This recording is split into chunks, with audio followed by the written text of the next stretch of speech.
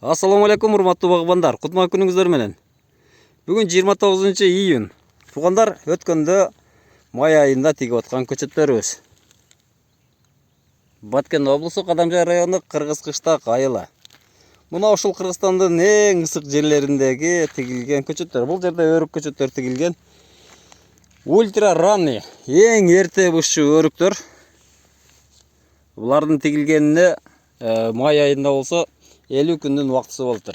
Демек, бул көчөттөрүбүз мына ушундай абалда өсүп жатат. Азыр өсүштөн кала элек, өсүп жатат, ыстык экенине карабай. Бул жерде тамчылатып сугаруу менен сугарылат, 5-3 тигилген.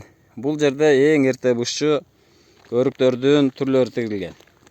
Притча, рубиста, флоприя сыяктуу эң эрте быша турган өрүктөрүбүз мына ушинтип жашарып көктөйт. Буюрса, апрелдин этегине бышырабыз. Кыргызстандын эң ысык жерлериндеги болуп жаткан өрүктөр. Тамыры полукарлик, жарым карлик. Мерабылан S29 деген. Мына ушундай тамырда тегилген.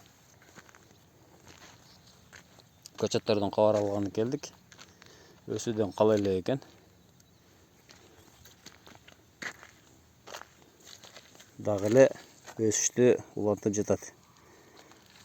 Демек, күзгө чейин эгер дагы жакшы карай турган болсок, 1,5 метрге чейин, же болсо 2 метрге чейин жете турган болсо, анда кийинки жылга түшүмдү технически бере баштайт. Кантип ага атат? Бул жерде жумасында 10 килограммдан карбамид кошулат. Гумат менен кошо берилип жатат. Быйыл чебирткалар билесиздер, өтө жүдөттү бизде.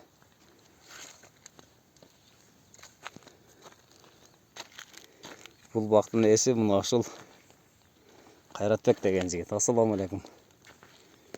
Алейкум ассалам. Бекболат ага келиңиз. Тынчан болосуздар, туугандар.